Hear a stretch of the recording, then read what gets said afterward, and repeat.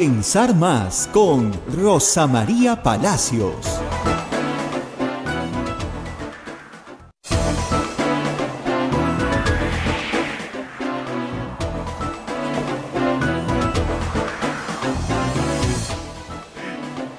Muy buenos días, señoras y señores, bienvenidos a Pensar Más con Rosa María Palacios a través de la Sociedad Dominica de Medios de Comunicación. En Lima, Radio Santa Rosa; Chimbote, Radio Santo Domingo; Arequipa, Radio San Martín; Cusco, Radio Veritas; Ucayali, Radio Cepagua; La Convención, Radio Quillabamba; Puerto Maldonado, Radio Madre de Dios. También en Huánuco, Radio Huánuco; Ayacucho, Radio La Voz de Ayacucho; Puno, Radio Pública; Ancash, Radio Moro; Huancayo, Radio Cumbre; Satipo, Radio Milenio; Abancay, Radio Estación Solar; Yurimaguas, Radio Oriente; Chota, Radio Los Ángeles; Apumaquisterio, AM Tagua, que nos ponen los podcasts en todo el Perú y el mundo; nuestra página web, radiosantarosa.com.p. Rosa María, muy buenos días. Muy buenos días. ¿Terminó todo? ¿Terminó todo? No, recién empieza. Empezamos. No sean ilusiones con que terminó todo ayer, no. Recién empieza. Bueno, mañana la Comisión de Constitución va a sesionar, en teoría, para empezar a aprobar las reformas solicitadas de manera urgente en la cuestión de confianza por el presidente del Consejo de Ministros. Han aprobado un orden, en teoría, que ponga sobre la mesa primero lo menos conflictivo y luego lo más conflictivo. ¿Cuál es el tema acá? Miren, el problema es el siguiente. La Comisión de Constitución tiene 18 miembros titulares. Si ustedes revisan la votación de ayer, 9 votaron sí y 9 votaron no, aunque les parezca increíble. 9, pero hay que decir una cosa. Los congresistas de izquierda, Marisa Glave y Alberto Quintanilla, si bien votaron no para que el presidente disuelva el Congreso, pero sí están a favor de las reformas. Con lo cual creo que hay una mayoría precaria, pero podría haber una mayoría siempre y cuando los señores de Fuerza Popular no cambien su voto. Y ahí el problema. ¿Se puede confiar en la palabra de Fuerza Popular a la luz de su conducta los últimos 3 años? Silencio en la cabina. Todos me miran así. Pero miren, cuando uno va a confiar en una persona, siempre piensa qué ha hecho esa persona en el pasado, ¿no? Porque por lo natural, ¿no? Yo confío en él, sí, pero pucha, me ha sacado la vuelta ya 3 veces, ¿no? Mira, ¿sabes qué? De repente te está sacando la vuelta una cuarta, ¿no? Lo más probable, ¿no? Entonces, así como los seres humanos en nuestras relaciones cotidianas, ¿no? No sé, imaginen ustedes que ustedes siempre contratan a un maestro carpintero, ¿no? Y el maestro siempre, pero siempre les ha incumplido el plazo. Siempre. ¿Ya? Ya saben que les va a incumplir el plazo de nuevo, pues. Esa es su costumbre. No les va a entregar a tiempo. Sí les cumple, ¿no? Pero no a tiempo. Por eso lo siguen contratando, porque es bueno, sí cumple, pero ya saben. Entonces, cuando él dice tal día, ustedes le agregan una semana más y todos contentos. Entonces, uno establece sus relaciones de confianza sobre la base de la experiencia, ¿no? Si usted confía en sus padres es porque ha tenido una experiencia muy positiva con sus padres. Si sus padres confían en usted es porque han tenido una experiencia muy positiva con usted. Pero es posible, ¿no es cierto?, que usted reciba de sus padres de comentarios del tipo, te lo recuerdo de nuevo porque tú siempre te olvidas, ¿no es cierto? Entonces, lo que están diciendo ahí es, en mi relación contigo, en ese punto sí no confío. Bueno, ¿en qué puntos no confiamos con Fuerza Popular? A ver, la primera es que yo no creo que jueguen limpio. Ese es un problema serio en una relación. Es decir, si te dicen sí, no necesariamente te están diciendo sí. Su compromiso no es un compromiso donde haya una palabra. Y en política eso es muy serio. Porque cuando tú no tienes palabra en política, no hay forma de llegar a consensos. No hay forma de llegar a consensos. Tienes que tener cumplimiento de la palabra. Cuando la palabra no dura ni 15 días, entonces no hay forma de llegar a consensos. ¿Por qué digo todo esto? Primero, remontémonos a junio del 2016. Keiko Fujimori se sometió a unas reglas del juego en un proceso electoral que tenía dos posibilidades. Una era que ganara la presidencia y otra que perdiera la presidencia. En cualquiera de las dos posibilidades, ella tenía que aceptar las reglas del juego. Bueno, no las aceptó, pues. Primer problema, ahí tienen un problema de nacimiento. Keiko Fujimori no aceptó su derrota. La aceptó días después, a regañadientes, como operadores políticos siempre sembrando la duda sobre la legitimidad del triunfo de Pedro Pablo Kuczynski, diciendo que los militares no los habían dejado votar, esparciendo mentiras. Ella tenía que someterse a unas reglas del juego. Ella había dado su palabra de que se sometía a las reglas del juego. Si ella hubiera tenido la fuerza o el poder para desconocer ese resultado, lo hubiera hecho. No lo tenía, no lo pudo desconocer. Entonces, primer asunto, no reconoció su derrota. Pecado original. Entonces, ¿cómo voy a confiar en una persona que no reconoce una derrota en una contienda limpia? Limpia. O sea, ¿se gana o se pierde? Si pierdes, dices, le das la mano al vencedor y dices, muchas gracias y nos vamos. Así se juega. Y me preparo para la próxima. Me preparo para la próxima, desarrollo otra estrategia, evalúo mis errores, ¿no es cierto? Examino adentro qué pasó, no le echo la culpa pues a la CIA, a Kuczynski, al Papa o a quien se me ocurra, ¿no es cierto? Me miro el ombligo un rato y veo qué pasó dentro de mi organización. Pero luego llegan al Congreso y en algunos momentos, si ustedes recuerdan, la bancada de Fuerza Popular ha dicho cosas como, pero si nosotros hemos apoyado a este gobierno, si le hemos dado voto de confianza a su primer ministro, a Zavala, cuando recién se inauguraba, pero si les hemos dado facultades legislativas, ¿qué más quieren? Te daban la facultad legislativa y luego te derogaban los decretos legislativos que tú aprobabas. No, son inconstitucionales, no tienen la palabra género, no nos gustan, chao. Entonces, ¿para qué te dan facultades legislativas si te van a derogar uno a uno los decretos legislativos? Y tal vez, yo les diría, el problema más grande que tenía Fuerza Popular era que no confiaban en ella ni sus propios miembros. A tal punto que sacaron una ley antitransfuga para impedir a sus propios miembros, porque para eso fue, votar con libertad. Ellos que han gritado no al mandato imperativo son los que le imponen a sus miembros un voto de consigna. Todo el tiempo. Entonces, siguiente problema. ¿Se puede confiar en una bancada que aprueba un proyecto de ley obligando a sus miembros a aprobarlo para a su vez obligarlos a votar como se les indica por teléfono que tienen que votar?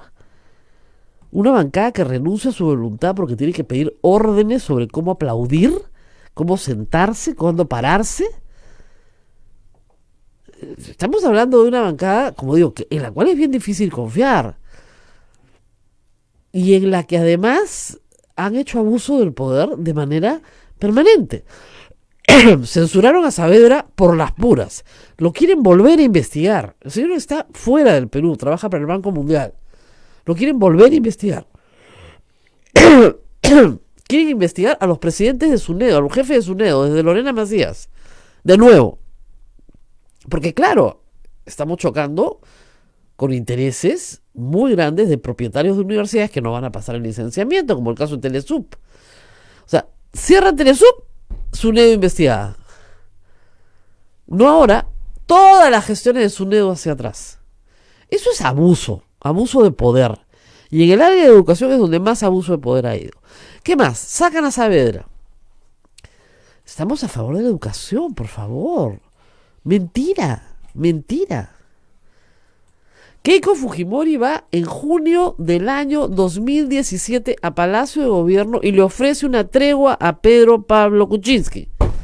Están las fotografías ahí. Primero en diciembre había ido donde Cipriani, habían rezado juntos, ¿no? No importa, en verano se estaba bajando a Torne, después se bajó a Vizcarra en mayo. Hacia junio, porque sabía que su hermano estaba negociando el indulto de su padre, va a Palacio de Gobierno y establece una agenda con Pedro Pablo Kuczynski. Y le ofrece una tregua. Yo creo que Kuczynski no entendió nada. Le estaba diciendo que yo te hago lo que tú quieras, pero no indultes a mi papá. Y él entendió, indulta a mi papá. ¿Y qué pasó después? ¿Cuánto duró la tregua de Keiko Fujimori? No duró ni 5 minutos. De ese evento ustedes se han olvidado, pero ahí están las fotografías. Ella fue a Palacio de Gobierno a ofrecer una tregua. La última tregua que ha ofrecido es en octubre del año pasado, antes de ingresar al penal. ¿Y qué pasó? He cambiado, vamos a participar. Obstaculizaron la reforma de justicia a más no poder. Si el país entero no sale a marchar a las calles, seguiríamos con el mismo Consejo Nacional de la Magistratura. Igualito, no querían hacer la legislatura extraordinaria. ¿No te acuerdas que decían hace un año? Es inconstitucional, es inconstitucional. Después de todo eso, en octubre se la llevan presa, el 31 de octubre. Vamos a cambiar. Ya no vamos a hacer eso. No voy a echar fuego al fuego. Y miren todo lo que ha pasado ahora. Entonces, ¿se puede confiar en una persona que hasta 3 veces ha dicho que va a cambiar y no cambia nada? Cuando fue a hablar con Kuczynski en junio del 2017, ¿cambió algo? Nada. Cuando se la han llevado detenida, ¿cambió algo? Y dijo que todo iba a cambiar, ¿cambió algo? Nada. Y en la última vez que dijo, ya desde el penal, que no había que combatir fuego con fuego, ¿cambió algo? No cambió nada. No tiene palabra. Y sigue obstruyendo, y sigue obstruyendo. Ayer se ha sacado un voto de confianza con 33 votos fujimoristas, donde pesó más la quincena que la historia, eso está clarísimo. Después de que ellos y sus líderes gritaran que esto era inconstitucional. Estoy hablando de Karina Beteta, de Luz Salgado. Esas han votado que sí, después de todo lo que han gritado. Que sí, porque sabían que ya no les alcanzaban los votos. 16 votaron que no, donde están probablemente los que quieren que se deje constancia que votaron que no, donde está Rosa Bartra, donde está Galarreta, ¿no es cierto? Becerril, la creme de la creme del fujimorismo. Ya, entonces, ¿se puede creer? En política, para confiar, ¿no es cierto?, tienes que mirar los antecedentes del político. El político que ha hecho carrera en política sabe que si da su palabra o se compromete, no puede cambiar. Le dice, vamos a votar en tal sentido, vamos a apoyar esta ley, pero a cambio ustedes me apoyan la mía. Perfecto, ya estamos de acuerdo. Yo voto por tu ley, ¿tú no votas por la mía? No vuelvo a votar contigo nunca más, no tienes palabra. No puedo llegar a ningún consenso contigo, no sé qué me vas a decir 2 minutos después. Entonces, a lo que voy es bien difícil confiar en Fuerza Popular, no por culpa nuestra, por culpa de sus propios eventos, de sus propios actos. De nuevo, señora Keiko Fujimori pierde las elecciones, no reconoce que pierde. Se niega, no quiere aceptar las propias reglas del juego. Comienza el gobierno. Por las puras albóndigas, así como antes por las puras albóndigas, se censura a Saavedra. Perdimos un gran ministro de Educación. ¿Qué hizo el señor Kuczynski? Le fue más regalitos, ¿no? La Defensoría del Pueblo, la SUNAT, todo, embajadores, lo que quisiera le regalaban a la señora Fujimori. Y la señora Fujimori se seguía bajando ministros. Se seguía bajando. Si les hemos dado facultades. Sí, claro, sacaron el paquete de facultades, comenzaron a bajarse los decretos legislativos uno a uno, o no le gustaban. Y no es porque no le gustaban o no fueran buenos para la ciudadanía, era porque simple y llanamente tenía ganas de fastidiar. ¿No? Y cuando va a ofrecer una tregua, porque eso fue junio del 2017, porque en diciembre del 2016 la llevaron forzada, o por lo menos hizo sentir que estaba ahí forzada. Pero en junio del 2017 no fue forzada, ella fue a ofrecer una tregua. ¿Qué pasó con su tregua? No pasó nada. En diciembre estaba vacando al presidente cuando se enteró que estaban indultando a su padre. Y ha demostrado claramente no ser leal ni con su padre, ni con su hermano. Porque ellos tenían un pacto. Ustedes dirán, claro, Kenji tampoco fue leal con ella. Ellos tenían un pacto bien claro. Ellos se metían a política para sacar a su papá de la cárcel. Agenda de punto único. Hasta el 2011 fue así. Del 2006 al 2011 fue así. En el 2011 ella crea un partido propio en la idea de fortalecer una estructura partidaria para que tenga permanencia en el tiempo. No era una mala idea. Pero el objetivo siempre era sacar a papá de la cárcel. Yo puedo estar absolutamente en contra del objetivo, pero no le puedo criticar a Kenji Fujimori que quiera sacar a su papá de la cárcel. Pero ella sí. Es un buen hijo. Y acá en el Perú nosotros podemos perdonar un mal político, podemos perdonar un pésimo político, pero no podemos perdonar una mala hija. Y eso parece que no entienden en el fujimorismo. Entonces, si no tiene, digamos, si traiciona a su hermano, si traiciona a su padre, ¿por qué no va a traicionar a todo el Perú? Y en vez de dar muestras claras de que eso puede cambiar en los últimos 2 años de este mandato, insisten en fastidiar. Insisten. Nosotros no somos mesa de parte. Es un presidente autoritario. Nos quieren imponer. Nadie le quiere imponer. Si no le gusta, vote no. ¿Por qué no votaron no ayer?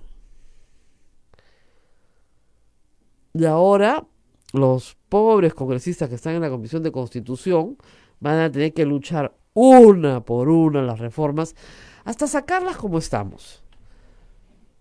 Acuérdense ustedes, Keiko Fujimori dijo antes de entrar a la cárcel. Antes de entrar a la cárcel, octubre del año pasado, vamos a apoyar. ¿Vamos a apoyar? ¿Qué apoyaron? ¿Qué cambió? No tenemos bicameralidad hoy por culpa de Rosa Bartra, con todas sus letras. Porque metió un dictamen de contrabando que fue aprobado modificando la cuestión de confianza en la Constitución, que ese no era el tema del referéndum, el tema era la bicameralidad. Por culpa de ella no hay bicameralidad en el Perú. Y ella va a ser la encargada de poner a debate las reformas. Y los dictámenes los va a elaborar su equipo técnico. Ella ha votado en contra de las reformas y ella puede presidir la Comisión de Constitución con voto dirimente. No me parece. Pero en fin, eso es algo que tiene que decidir su propia comisión. Ayer había, Rosa María, mucha desazón en las calles después del resultado. Sí. No, cualquiera pensaría que la gente iba a celebrar que se le dio la confianza No, querían al que presidente, que pero la gente estaba fastidiada, ¿no? Decía, Qué pena que ya no van a cerrar el Congreso. qué pena que no cierren el Congreso. Era el sentir de las calles el día de ayer. Lamentablemente, miren, hay que pensar en lo siguiente. Cerrar el Congreso tiene costos también. No crean que todo esto es tan fácil. Cerrar el Congreso implica que hay que convocar a una nueva elección. Y no solamente es el problema de que cueste una nueva elección, porque la democracia cuesta, eso está claro. El problema es que te queda un tiempo en el cual hay una incertidumbre. Puede ser una incertidumbre para bien, ¿no? Pero el problema es que la incertidumbre genera mucha inestabilidad. Entonces, tiene sus costos. Cerrar el Congreso tiene sus costos. Tal vez también tiene, por supuesto, sus beneficios. Pero con las actuales reglas del juego, si les sirve de consuelo, nada nos garantiza un Congreso mejor. Lo que nos garantiza un Congreso mejor es cambiar las reglas del juego. Y en este momento se abre una ventana de oportunidad. Esa ventana de oportunidad son las reformas. La primaria universal obligatoria es una ventana de oportunidad. Que además esta Comisión de Constitución y este Congreso se va a negar sistemáticamente a aprobar, ¿eh? No quieren ese sistema. Y no quieren ese sistema porque la cúpula de poder en cada partido, por más que sea minúscula, son los propietarios de los puestos en la lista y los venden. Entonces, ¿qué cosa van a hacer ahora si les quitas ese poder? ¿No es cierto? Y no me refiero a que los vendan solamente a cambio de dinero, los venden a cambio de poder. Yo te pongo, tú me debes. Entonces, creo que este sistema va a ser muy bueno. ¿Cuál es el sistema? Se los vamos a explicar después de la pausa, me imagino. Y más adelante vamos a estar con Guido Lombardi también, por la vía telefónica, pero vamos a la pausa y regreso y les explico una de las reformas más importantes que vamos a votar. La primaria universal obligatoria para todos los peruanos. Regresamos con eso. Sodomco, Sociedad Dominica de Medios de Comunicación. Somos la primera emisora católica del Perú. La primera, en llevarte la mejor información, veraz y precisa, desde el mismo lugar de los hechos. Radio Santa Rosa, buenas nuevas en tu vida. Atención, amigos y oyentes de Radio Santa Rosa. Nos vamos de paseo a la bella y acogedora Santa Eulalia. Recorreremos su plaza de armas, conoceremos sus poblados de Cayahuanca, donde destaca por sus famosas chirimoyas, la iglesia colonial y la zona arqueológica de Paye. Este próximo sábado 29 de junio. Informes e inscripciones llamando al 555-3878, anexo 101, o al Jirón Camaná 158, Lima. Radio Santa Rosa, buenas nuevas en tu vida. Centro Recreacional Padre Juan Zócolis, amplio local campestre donde podrán celebrar campeonatos deportivos, fulbito y vóley, cumpleaños, 15 años, bodas, despedidas, baby shower. Contamos con amplias áreas verdes, zona de parrilla, servicios higiénicos y 2 canchitas de gras sintético para fulbito y vóley, además de playa de estacionamiento privado. Ubicado en la avenida Riva Agüero 2009 en San Miguel. No esperes más y haz tu reservación al WhatsApp 976-199-425 o 976-373-618. Radio Santa Rosa, 62 años llevando buenas nuevas en tu vida. Santa Rosa, buenas nuevas en tu vida. Sodomco, Sociedad Dominica de Medios de Comunicación. Continuamos con A Pensar Más con Rosa María Palacios a través de las emisoras de la Sociedad Dominica de Medios de Comunicación. Rosa María. Bueno, vamos a explicar una reforma que los partidos, el APRA ha dicho abiertamente que no la quiere, Acción Popular tampoco, aunque le salvaría la vida, y evidentemente no la quiere Fuerza Popular. A ver, esta reforma parte de un diagnóstico, no parte de la nada. Parte de un diagnóstico que para todos es más o menos evidente. Los partidos políticos están muy desprestigiados, muy desconectados de la gente, cada día militan menos personas y además los que militan, después de escuchar al señor Heresi, por ejemplo, queda claro que militan para obtener un puesto en el Estado, una prebenda, no para servir a los demás. No es pues un voluntariado de servicio, la participación política de aquellas personas que les gusta, ¿no es cierto?, debatir o discutir acerca de la cosa pública o que tienen un proyecto común para hacer de este un país mejor. Estamos hablando de política absolutamente mercantilizada, donde yo entro, me dan un sueldo, te debo a ti. Y seguramente en los sistemas más corruptos de administración pública te tengo que pagar una cuota del sueldo que tú me has conseguido, porque tú me has dado un trabajo que en realidad yo no merezco, pero me lo das en mi calidad de militante. Y por lo tanto yo te tengo que dar una alita a ti. ¿Cuántos ejemplos hemos visto de eso en el Congreso de la República incluso? Imagínense ustedes en niveles mucho más bajos de la administración pública hasta llegar a la municipalidad distrital. Entonces, hay que cambiar eso, hay que tener partidos políticos que sean organizaciones sólidas, apreciadas, que tengan algo que decir institucionalmente sobre cuestiones públicas. Porque, por ejemplo, para tomar un caso de estos días, si al fujimorismo no le gustan las reformas, ¿cuál es su propuesta alterna? ¿Cuál es la propuesta alterna al documento de la Comisión de Alto Nivel?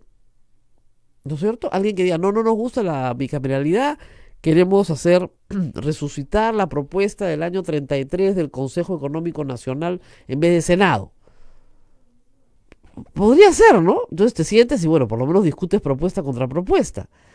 El problema es que no hay ni siquiera capacidad de propuesta. Los partidos tenían 2 fines esenciales.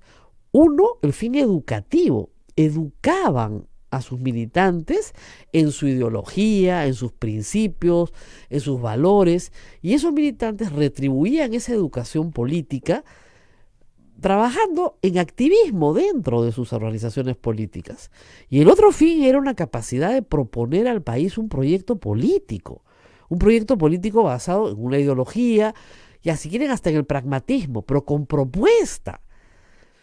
Está la debilidad de los partidos políticos hoy, que primero no educan a su militancia, no tienen escuela, no hay formación, y por el otro lado, ¿no es cierto?, lo que tienes es cero capacidad de propuesta. Salvo los partidos más antiguos, que están todavía basados en idearios probablemente formulados por sus fundadores, ¿no? O sea, el PPC con Bedoya, Acción Popular con Belaúnde, el APRA con Víctor Raúl de la Torre, pero paren de contar. Y son partidos que además están atravesando severas crisis desde hace mucho tiempo. Entonces, con ese diagnóstico, y bajo la premisa de que la democracia sí necesita de partidos políticos, son indispensables para poder ejercer la vida democrática, la Comisión de Alto Nivel propone un sistema de fortalecimiento de partidos políticos sobre la base de una verdadera democracia interna, una verdadera transparencia en sus decisiones, y transparencia que incluye, por supuesto, el financiamiento de los partidos. Entonces, en cuanto a democracia interna, porque esos eran los dos grandes problemas de los partidos.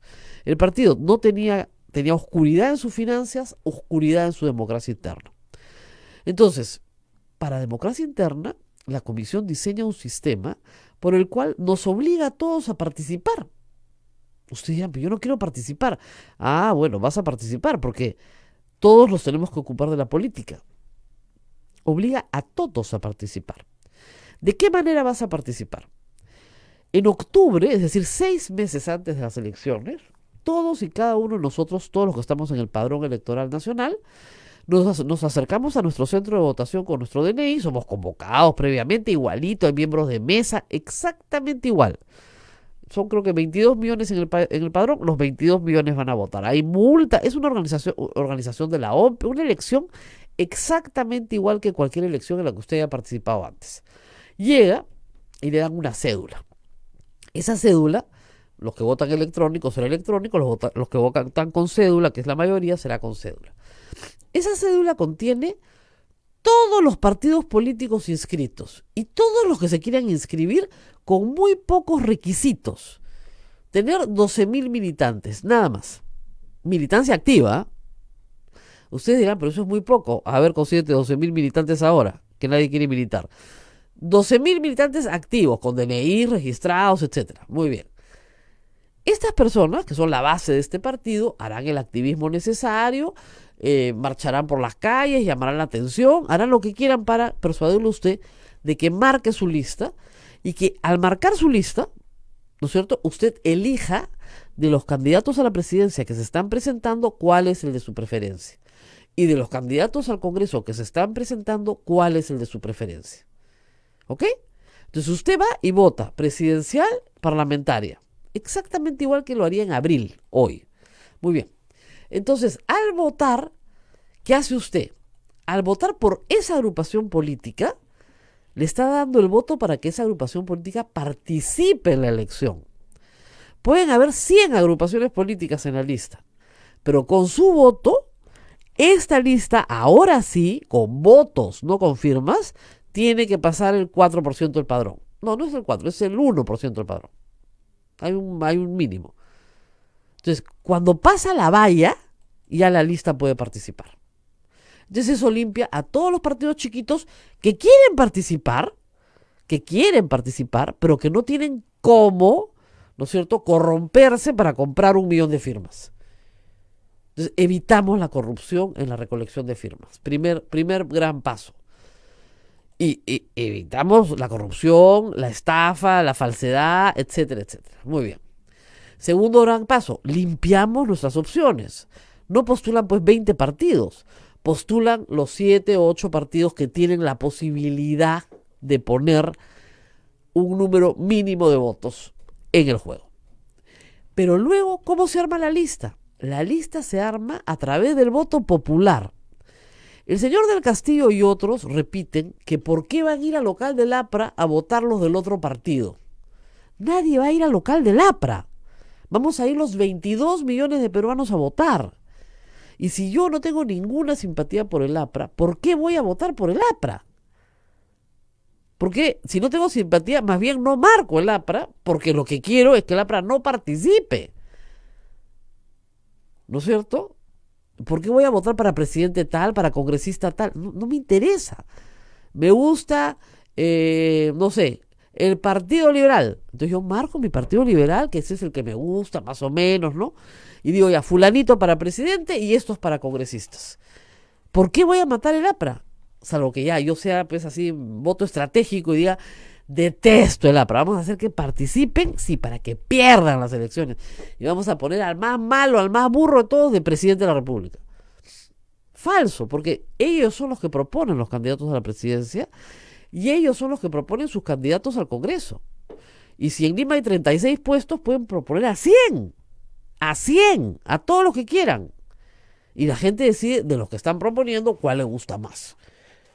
Algunos dicen que las elecciones primarias, lo que estás diciendo, ¿no? Ajá. Serviría para boicotear a otros partidos. No, no hay forma. Es que realmente lean, por el amor de Dios. Es como cuando me he pasado toda la semana diciendo que lean la Constitución, que es que salió un doctor Truquini y decía, es inconstitucional, no se puede. Ya votaron ayer, ¿ah?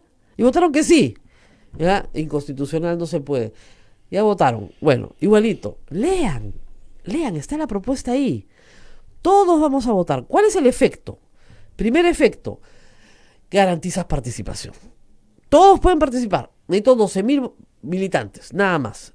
Es sencillo, no es tan complejo, puedes participar a nivel nacional. ¿Que van a entrar 100 partidos? Sí, tienen que entrar 100. En España me decían que hay 4.000 partidos políticos. Obviamente no participan en la cédula, ¿no? Entonces entran. Usted con su voto, ¿no es cierto?, marcando cualquier opción, ya les está dando el pase para entrar. Primera cosa, entonces limpiamos. Los que no pasan la valla con voto popular, esto ya no es que yo firmé, que firmé por 2, que no me acuerdo por quién firmé. Esto ya es voto popular, efectivo y contabilizado por la OMPE. No hay forma que hagan trampa, ¿no es cierto? Y entonces yo voto por el partido que me interesa que esté en las elecciones. El día de las elecciones puedo votar por otro partido, pero me interesa que ese partido esté, porque es el con el que yo más simpatizo. Usted simpatiza con Fuerza Popular, marca Fuerza Popular. Usted quiere que Fuerza Popular, por ejemplo, presenta como candidata única a la presidencia Keiko Fujimori. Bueno, usted marca Keiko Fujimori. Y usted quiere que 2 congresistas de Fuerza Popular entren y marca los preferenciales de Fuerza Popular. Entonces, ¿cómo se arma la lista parlamentaria? Se arma de acuerdo al voto popular. No se arma de acuerdo a la decisión de la cúpula, de acuerdo a unas elecciones con delegados que son una farsa, ¿no es cierto? O a veces a unas primarias no supervisadas por la OMPE donde se roban el padrón aparece al día siguiente, es un zafarrancho. No, usted vota, además vota en su circunscripción. Si usted vive en el Cusco, no tiene que venir a Lima a unas elecciones con delegados nacionales. Usted va y vota en su circunscripción, en la mesa de votación donde vota siempre. No tiene que ni viajar. Siendo usted militante, ¿eh?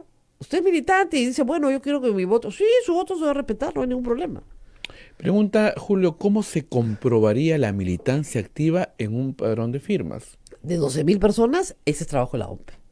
Ahí sí vas a visitar el partido, ves qué cargos tienen.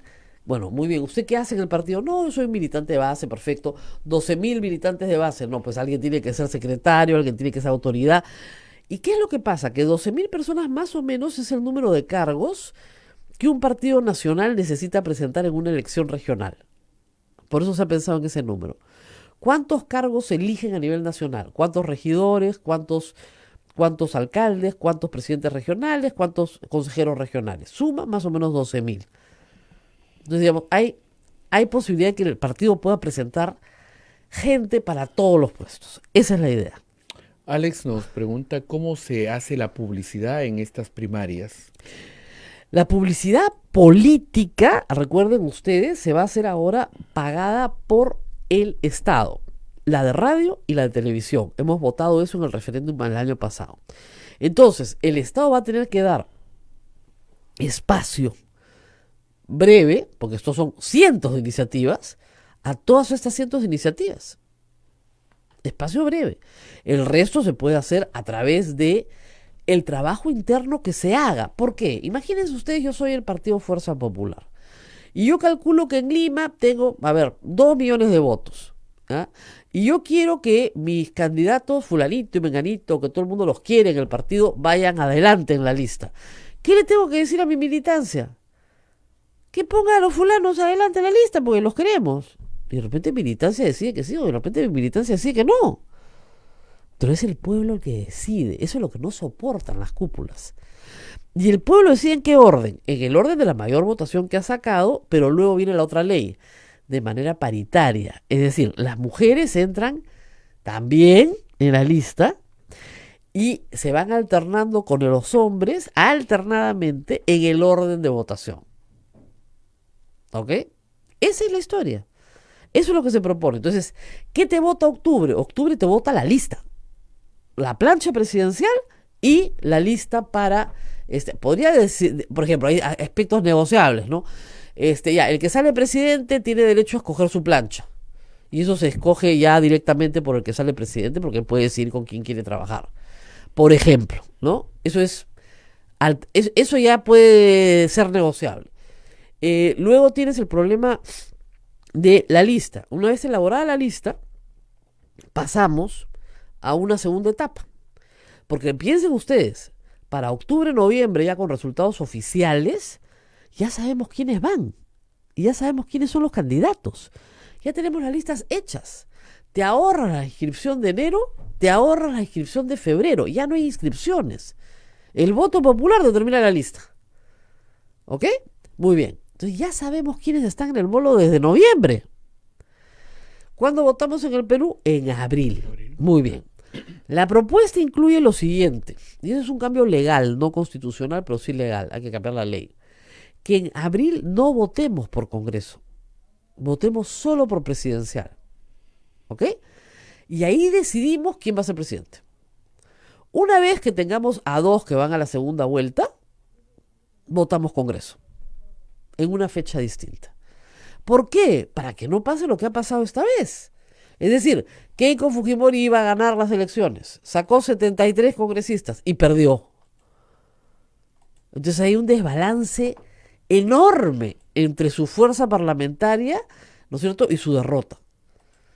Y además, por otra razón que creo que es bien importante, todos nos quejamos de la calidad de los congresistas, pero hay que tener en cuenta que tenemos muy poco tiempo para conocerlos. Actualmente tenemos 2 meses para conocerlos. Esta propuesta te da 6 meses, 7 meses para conocerlos. Investigar, conocer. Todo lo que quieras, los juicios de alimentos, los hijos, la balacera, es decir, las mentiras en la hoja de vida, todo. Todo. Tienes 6 meses.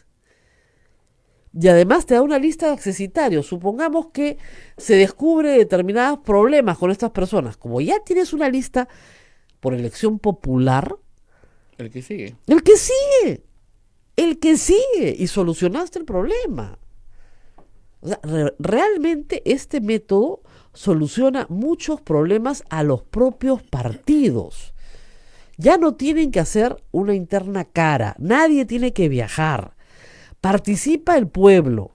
Los del otro partido no van a votar por el tuyo porque los del otro partido están preocupados por gastar su único voto en el candidato que a ellos les interesa.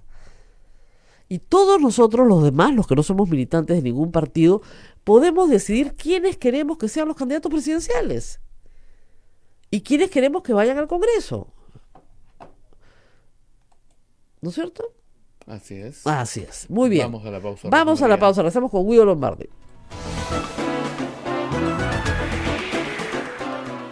Sodomco, Sociedad Dominica de Medios de Comunicación.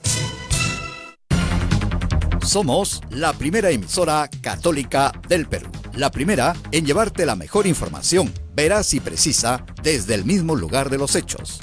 Radio Santa Rosa, buenas nuevas en tu vida.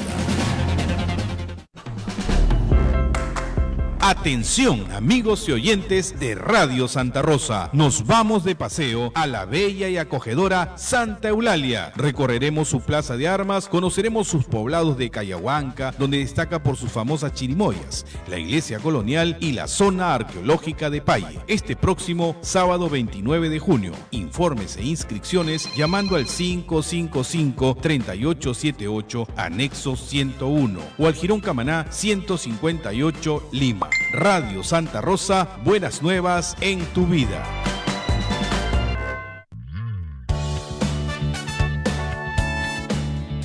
Si quieres ser un fraile predicador, conócenos Ingresa a www.jovenesognet.com o escríbenos a vocaciones@peru.op.org. Orden de Predicadores. Maestro itinerante, tú vas feliz a predicar. Amigo caminante, tu voz anuncia la verdad. Radio Santa Rosa. Buenas nuevas en tu vida. Sodomco, Sociedad Dominica de Medios de Comunicación. Continuamos con A Pensar Más a través de las emisoras de la Sociedad Dominica de Medios de Comunicación. Rosa María, ya está el congresista Guido Lombardi en la línea telefónica. Muy buenos días, Guido. Muy buenos días, Rosa María. Un gusto saludarte a ti y a todos los oyentes. Bueno, tienen ante ustedes un reto grande e importante. Y es la preocupación generalizada, el saber si la Comisión de Constitución y luego el Pleno va a aprobar las propuestas del Ejecutivo tal como han sido presentadas, en esencia, tal como han sido presentadas. ¿Podemos confiar en eso? ¿O más bien ustedes en la bancada liberal tienen sus dudas? Yo creo que podemos confiar en que se va a hacer un trabajo político indispensable, Rosa María. Es evidente que hay desacuerdos en determinados temas, pero es evidente también que hay acuerdo casi absoluto en otros. Por ejemplo, que las personas condenadas no puedan ser candidatos, nadie se opone a ese punto. Entonces, creo que habría, y me parece que ya se ha adelantado algo en esa línea, que hacer el cronograma de acuerdo a mayor acuerdo para finalmente tratar aquellos donde hay más desacuerdo. La inmunidad como ejemplo emblemático del desacuerdo mayor.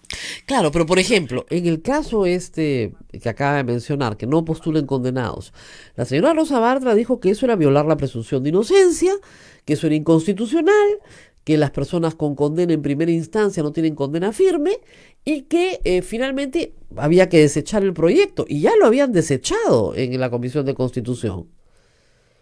Sí, no, el espacio hay para la duda y para la inseguridad. Es bien interesante, Rosa María, analizar cómo votó Fuerza Popular.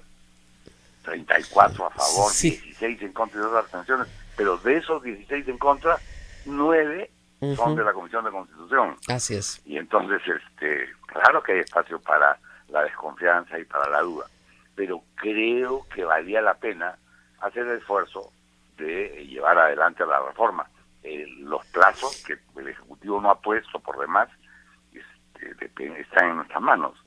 Ampliar la legislatura, prolongarla hasta mediados de julio, hasta fines de julio, hasta el 26, si fuera necesario, pero yo creo que con que se prorrogó desde el 15 de junio al 15 de julio, hay tiempo más que suficiente para debatir esas 6 propuestas, como te decía, comenzando por las personas que pese a las objeciones de Rosa Bartra, hay unanimidad en la mayoría de la propia bancada.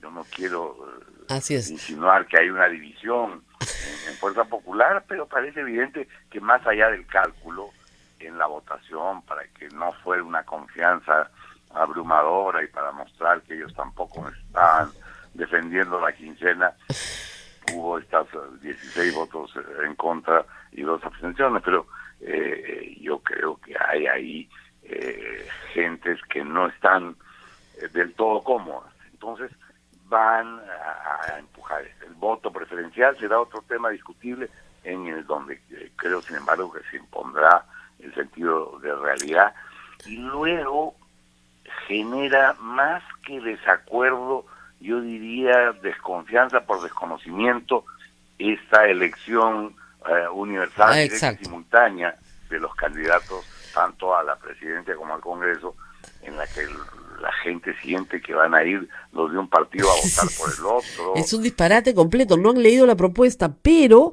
tal vez esa sea la reforma más audaz y más importante para hacer transparentes las listas al Congreso y mejorar la calidad del congresista. Eso mejora la calidad del congresista mucho más que cualquier requisito personal. ¿Por qué los partidos se oponen? Claro, están las cúpulas de los partidos en el Congreso, pero se oponen a muerte.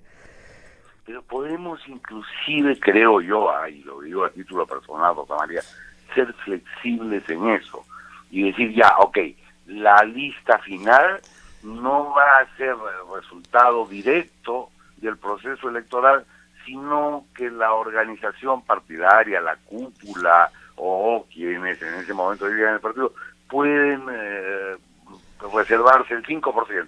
¿A 5? Para colocarlo, no sé.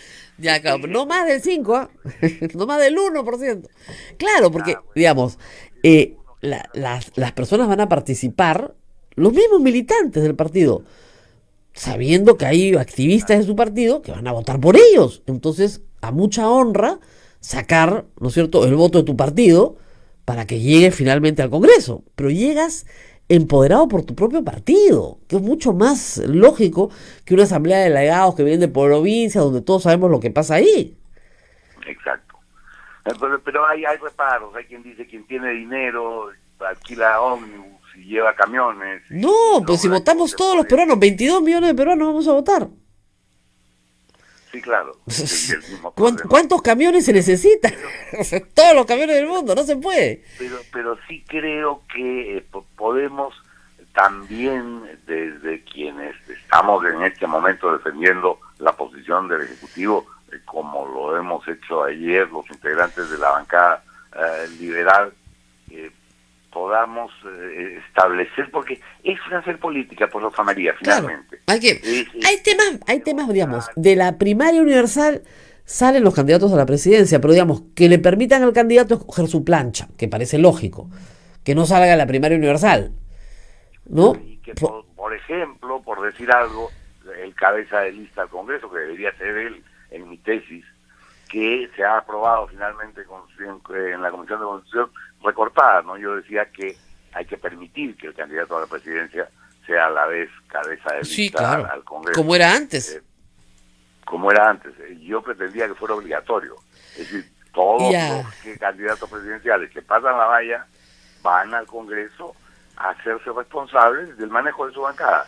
Creo que sería otra la historia si los líderes políticos estuvieran al Congreso, pero en fin, eso es también materia de discusión y de debate.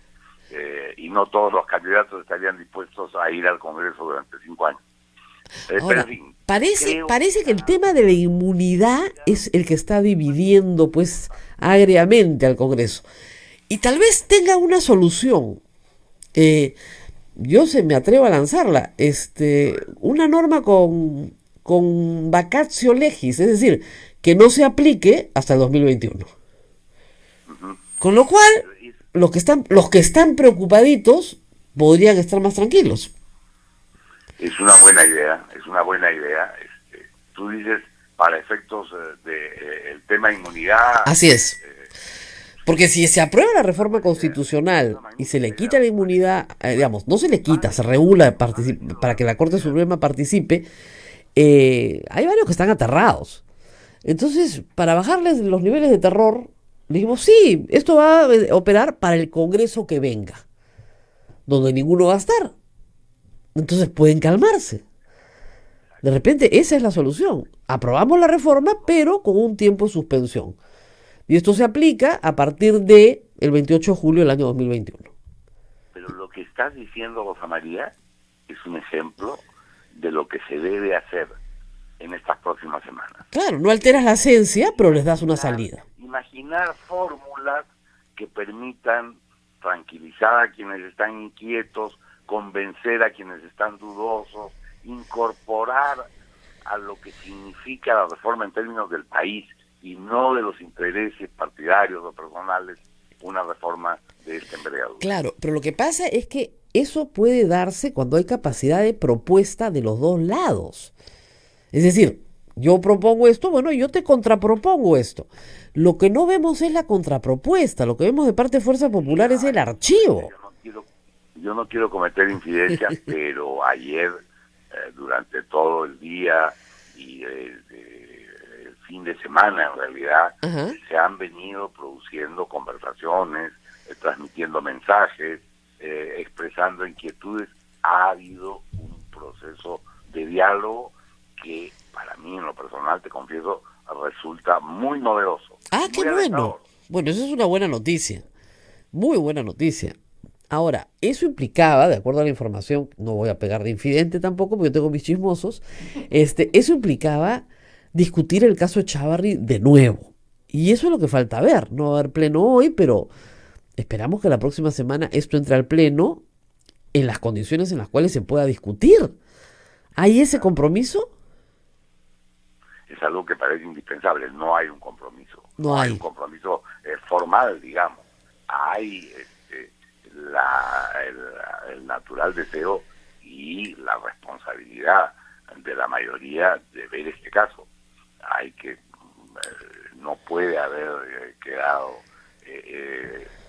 en suspenso en las condiciones en que quedó. Yo creo que sería una muestra, sería un ejemplo de la voluntad del Congreso de cambiar las cosas.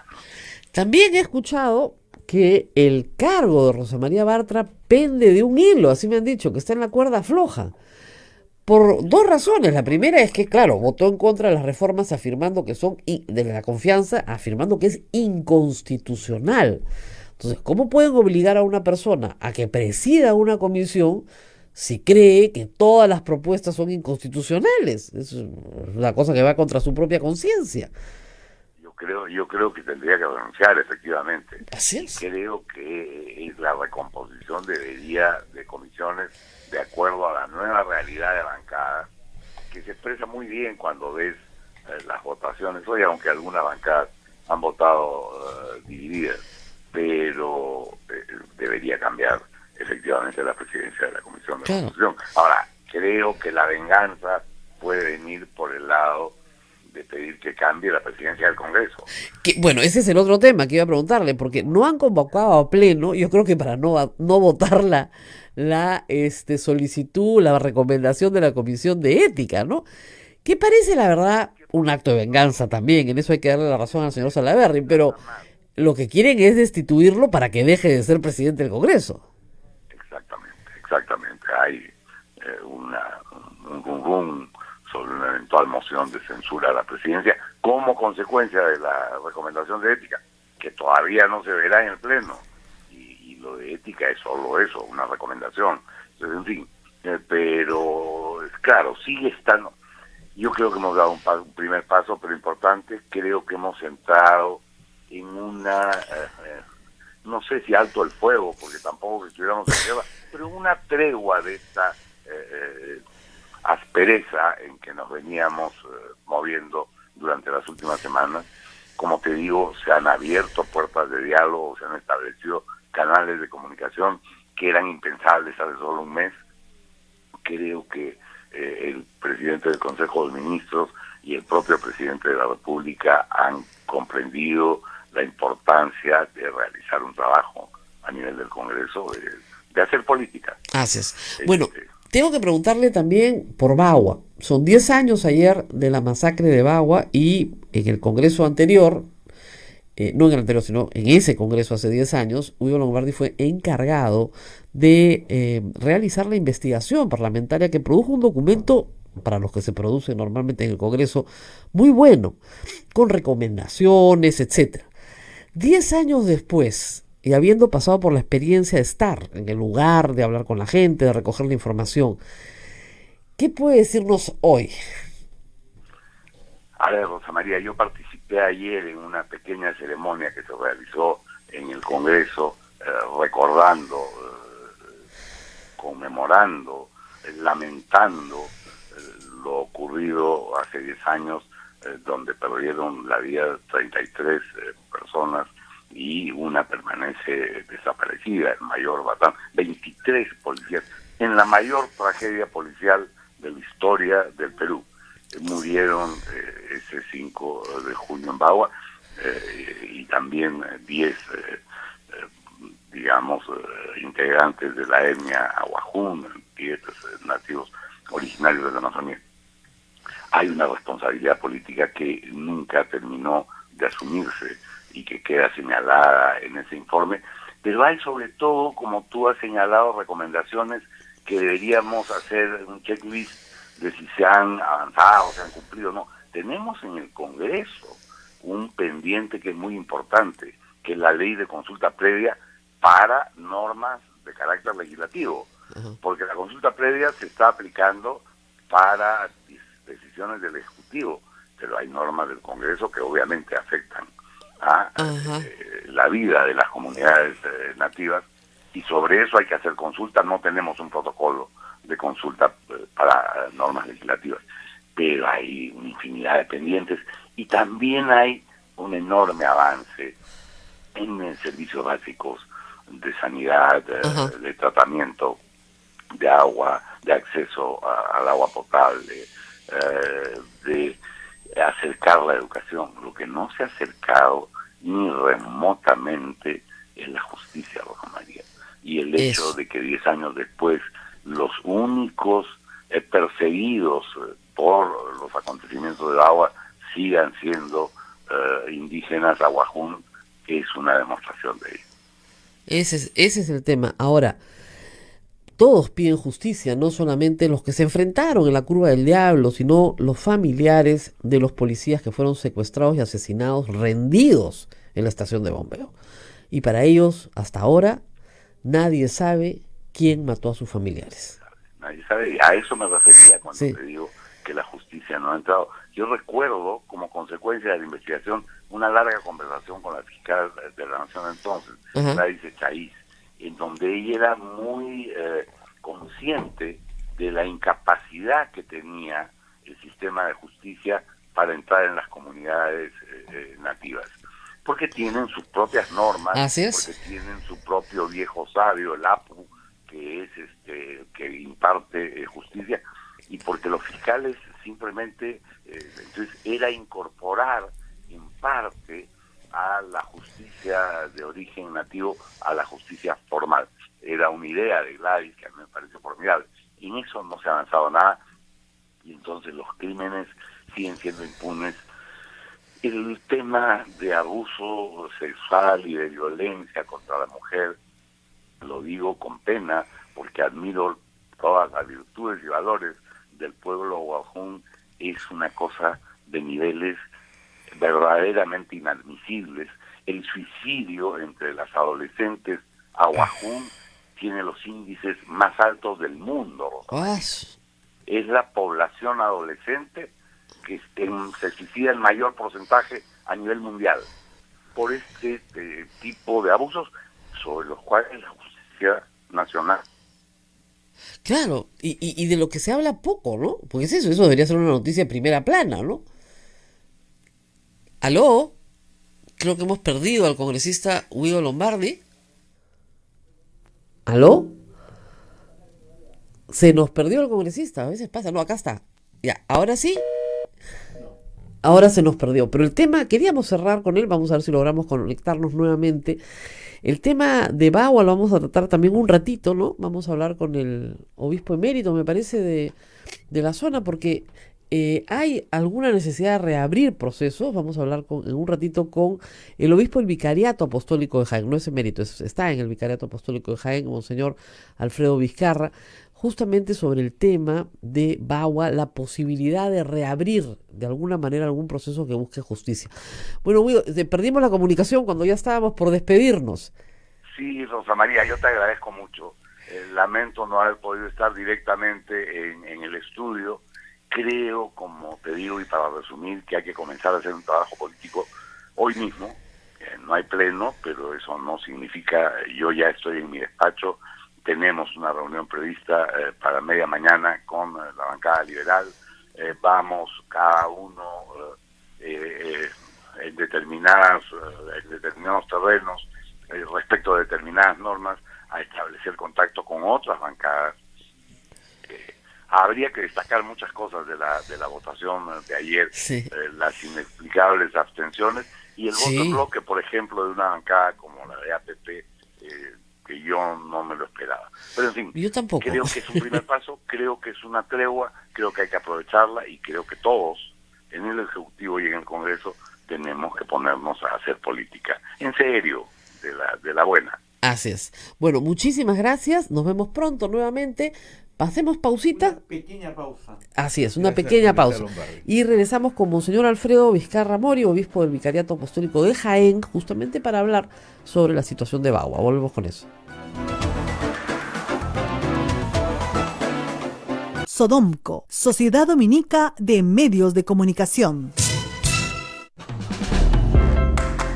Atención, amigos y oyentes de Radio Santa Rosa. Nos vamos de paseo a la bella y acogedora Santa Eulalia. Recorreremos su plaza de armas, conoceremos sus poblados de Cayahuanca, donde destaca por sus famosas chirimoyas, la iglesia colonial y la zona arqueológica de Paye. Este próximo sábado 29 de junio. Informes e inscripciones llamando al 555-3878, anexo 101, o al Jirón Camaná 158, Lima. Radio Santa Rosa, buenas nuevas en tu vida. Santa Rosa, buenas nuevas en tu vida. Sodomco, Sociedad Dominica de Medios de Comunicación. Último bloque del programa, Rosa María. Sí, estamos ya en comunicación con Monseñor Alfredo Vizcarra Mori, obispo del Vicariato Apostólico de Jaén, para hablar justamente 10 años después en Bagua. Monseñor, muy buenos días. Muy buenos días, Rosa María, y buenos días a todos los radioescuchas de Radio Santa Rosa. Muchas gracias por esta entrevista que me están concediendo. 10 años después, Bagua, desde su experiencia, la iglesia fue muy importante en estos hechos terribles, justamente para obtener paz, tregua, poderle garantizar a las personas que podían regresar a sus comunidades a salvo. Pero 10 años después todavía muchos peruanos esperan justicia. Y hay procesos abiertos, sí los hay, pero sin ningún resultado a la vista. Monseñor, desde su experiencia, ¿qué es lo que están pidiendo en la zona en la que usted está? Bueno, nosotros consideramos que en realidad el problema que sigue siendo latente, bueno, está ahí presente, todavía es la postergación de toda esta zona y la mirada tan distante que desde donde se aprecian las cosas, desde Lima hacia esta zona. Creo que todo eso sigue siendo causa de una situación de injusticia que vivimos en nuestro país respecto de esta población. Y entonces el problema sigue ahí presente. Podemos estar en estos juicios, que es verdad que es necesario saber quiénes son los responsables, pero tal y como están llevándose estos procesos, no vamos a encontrar responsables. Y estamos olvidando algo que es mucho más importante, que es cómo miramos a la Amazonía. Y nuestra mirada no siempre es una mirada que hace justicia de esta población y de este territorio, ¿no? Eso a mí me parece que es lo que tenemos que resolver para poder entendernos en primer lugar sobre lo que haya que hacer. Si no nos entendemos sobre esa base, estaremos siempre buscando justificar, disculpar cosas o buscar responsables, no sé. Pero ha habido una causa ahí muy importante de todo lo que sucedió, que son miradas diferentes, ¿no? Entre nosotros, primero como personas, como grupos humanos, y luego sobre el futuro, cómo acercarnos a la Amazonía, cómo considerarla, ¿no? Monseñor, pero hay también víctimas. Están las familias de policías que estaban rendidos, que no habían cometido ningún acto de violencia, que estaban amarrados y que fueron ejecutados. Sí, lo entiendo. Y de verdad que yo creo que las víctimas tampoco se les está atendiendo, ¿no? A esas víctimas de parte del Estado. Hay tantos civiles que han sido afectados y también las familias de los policías sobre todo, ¿no? Que tampoco encuentran explicación a una serie de interrogantes sobre el modo como se procedió. Pero ¿cuánto realmente se puede saber de todo eso en una situación que se generó por una intervención pues que que provocó todo ese desorden y ese caos y esa tragedia, ¿no? Enfrentamiento, porque ya hubo disparos, en fin, y entonces es una situación de descontrol total, de violencia, y entonces yo no voy a justificar, por supuesto, ese tipo de cosas, pero esto tuvo un origen, ¿no? Esto tuvo una causa. Sí, monseñor, la causa fue una tremenda desinformación. A los nativos se les dijo que se les iban a quitar sus tierras. Y obviamente salieron con toda la furia del mundo a defenderlas. Pero se les mintió porque eso no era verdad. Nadie les iba a quitar sus tierras. Tan es así que al día siguiente de la tragedia, finalmente lograron llegar a casa, 2 días después algunos. Nadie les había quitado sus tierras, ni les quitaron sus tierras, nunca. Entonces todo partió, también hay que decirlo, de una tremenda campaña que duró varios meses de desinformación. Ese fue el origen de todo, aparte de las miradas distintas. Se les dijo que el Estado venía, les iba a quitar sus tierras, se las iba a dar a particulares que venían de otro lado. Todo eso era mentira. Y lamentablemente 23 policías murieron, además de 10 personas de Bagua, nativos y civiles que viven en la zona, murieron por una mentira, sobre la base de una mentira. Es terrible, es una tragedia espantosa morir por una mentira. Bueno, de acuerdo, pero creo que no se puede decir que la mentira pues estuvo solamente de un lado, ¿no? Yo creo que más que hablar de mentiras, quizás podríamos hablar de verdades poco completas, de una información no completa para todos, una falta de información. Por eso. Y de saber explicar bien los procesos y de escuchar y de dialogar. Y eso es que yo creo que se pudieron crear versiones confusas. Si se acepta llamar eso. Pero bueno, hoy, monseñor, 10 años después, ¿qué hacer? Bueno, 10 años después, yo como le acabo de decir, yo camino por ahí, por la selva, yo voy mi interno, paso 4 días andando hasta llegar a unas aldeas bien apartadas, me voy hasta casi la cordillera del Cóndor y sigo encontrando los mismos problemas.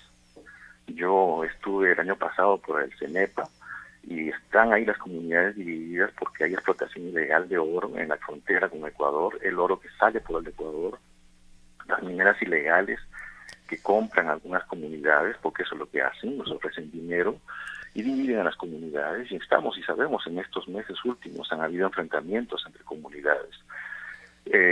Sigue habiendo, después de todos estos sucesos, los problemas de los derrames, las poblaciones no han sido atendidas, el Estado lamentablemente, porque de verdad es lamentable, no se muestra como un Estado que se preocupa por sus ciudadanos. Nos dice Guido Lombardi, nosotros tenemos que hacer los análisis clínicos para poder determinar exactamente cuál es el grado de contaminación. Nos dice Guido Lombardi, con lo que acabo de hablar, que la etnia Wajún tiene el índice de suicidio adolescente, de mujeres adolescentes, más alto del mundo.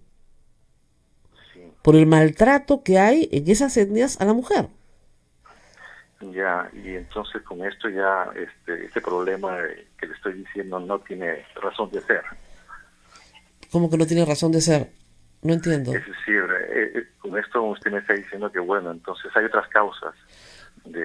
No, le estoy dando un dato que me acaban de proporcionar. Acabo de entrevistar a Guido Lombardi. Sí, es verdad eso, por supuesto que sí. Pero que eso nos lleva a otra situación que es los problemas culturales, pero también está habiendo esto que le estoy diciendo yo, y que esto es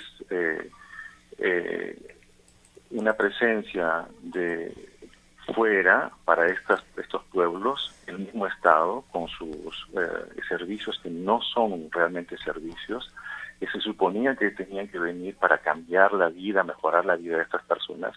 Hemos despertado una serie de expectativas para estas personas, pero no estamos respondiendo a esas expectativas. Lejos de haber mejorado las condiciones de vida, las hemos complicado las condiciones de vida para estas personas. Y probablemente incluso estos suicidios de los que usted me habla, alguna cosa tendrán que ver también con estas situaciones, con todo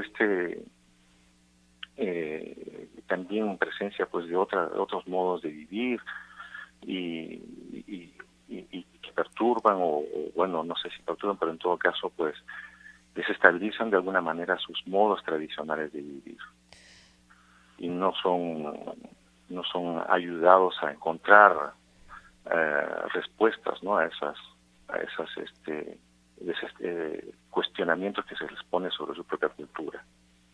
Muy bien, monseñor, muchísimas gracias por estar con nosotros esta mañana, 9:13. Lamentamos, por supuesto, la situación de esta zona del país, pero se nos está acabando el tiempo, así que tenemos que irnos despidiendo. Monseñor Alfredo Vizcarra Mori, obispo del Vicariato Apostólico de Jaén. Muchas gracias, Rosa María. Gracias a usted. Tenemos que despedirnos ya. No tenemos más pausas, ¿no? Ya no tenemos más pausas. Hay muchas preguntas, pero de orden electoral. Es que tenemos que hacer un programa, creo que solamente mañana les contesto todo lo que quieran de este tema que los ha puesto locos a todos acá en las redes por ejemplo, no se puede hacer paridad porque se afectaría en las listas la votación popular. No, pues, haces la paridad dependiendo del número de votos sacados. Entonces, va el primer hombre que sacó la mayor votación, la segunda, la primera mujer que sacó la primera votación. Luego el siguiente hombre que sacó la segunda votación, la siguiente mujer que sacó. O sea, hay métodos, ¿no? No es tan complicado. Se pueden buscar soluciones. Cuando hay voluntad, hay solución. ¿Ok?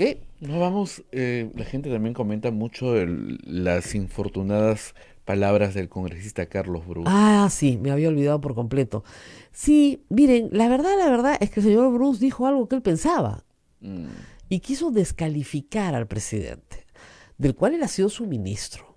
O sea, primer problema, o sea, como dice, está mal en tantos niveles. A ver, en el nivel político es poco elegante que una persona que ha sido ministro de otra y que tuvo que salir en circunstancias, la verdad, bien cuestionables, porque tiene un problema legal complicado que tiene que afrontar, descalifique a la persona que lo designó. Porque si él creía que no es un presidente importante, que es un provincianito, que es un político moqueguano, que Moquegua es chiquitito y no vale nada, ¿para qué le acepta ser ministro? O sea, desde el punto de vista político, lamentable.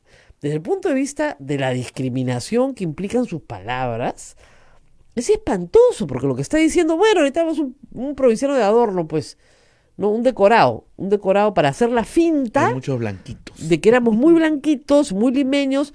Lo cierto es que, hay que decirlo, la lista de PPK al Parlamento fue criticada, no la de Lima, pero en general, por ser muy masculina, muy limeña, ¿no es cierto?, muy clase alta. La lista de los 36 a Lima viven pues en 3 distritos, entonces le decían, oiga, diversifique. Esa fue, y obviamente uno tiene que presentar una propuesta nacional representativa de la nación, que es lo obvio, ¿no? Pero lo peor de Carlos Brus creo que han sido las disculpas, ¿eh? A veces uno dice, por favor, no hay nada peor, vamos a llevar un curso de cómo pedir disculpas. No hay nada peor que decir, a los que se sientan ofendidos, les pido disculpas. ¿Saben por qué? Porque es de una soberbia insoportable. Es como decir, miren, tú que estás loquito, no entiendo por qué te sientes ofendido, ¿eh? Pero bueno, si necesitas te mando mi disculpa. Ya, eso no es una forma de pedir disculpas. Lo que dijo fue discriminador, lo que dijo fue insultante para el presidente, lo que dijo fue desleal políticamente, ¿no es cierto? Entonces, en muchos niveles estuvo mal. Lo que tienes que pedir es disculpas de frente. Disculpas, me excedí, no debía haber hecho. Además, echando la culpa a los periodistas, ¿no? Si todos se rieron de ti, pues. ¿No? El tema ahí es que quería ningunear al presidente como político y lo terminó ninguneando como provinciano, ¿no? Y que prácticamente lo que nos dijo no tenía ningún mérito para ser presidente del Perú y que había sido presidente pues, de chiripa porque lo habían metido de relleno en la plancha porque era provinciano. Qué pena, ¿no? Qué pena. Un desliz de un político con experiencia. Con experiencia, porque Carlos Brus está en el Congreso del 2001. Y luego tenemos a otros políticos que han dicho cosas que yo no los reconozco. Yo no reconozco a Salvador Heresi. No reconozco a Gilbert Violeta, gritando inconstitucional, voy a hacer una contienda de competencia. Y ha votado ayer que sí. O sea, explíquenme. Son políticos, pues. Ese es el problema. Así es, Rosa María. Votan de manera distinta a lo que dicen. Votan de manera distinta a lo que dicen. No pueden sostener su voto. A mí por eso me encantó Tania Pariona, que se paró y dijo, todos ustedes van a votar que sí y después van a hacer lo que quieran. Pero acá dicen que inconstitucional, pero todos van a votar que sí. Y en su cara se los dijo. Y dijo la verdad. Por eso es que a la gente le ha gustado su intervención. Así es, muy buena la intervención. Claro, de la porque es una congresista brisa de aire fresco que alguien en el Congreso se pare y diga la verdad. A eso hemos llegado. Nos vamos, Rosa Nos María. vamos, hasta mañana. Hasta mañana. Mañana es bueno. Mañana es viernes. Hasta aquí, A Pensar Más con Rosa María Palacios. Este programa fue producido por la Sociedad Dominica de Medios de Comunicación, Sodomco.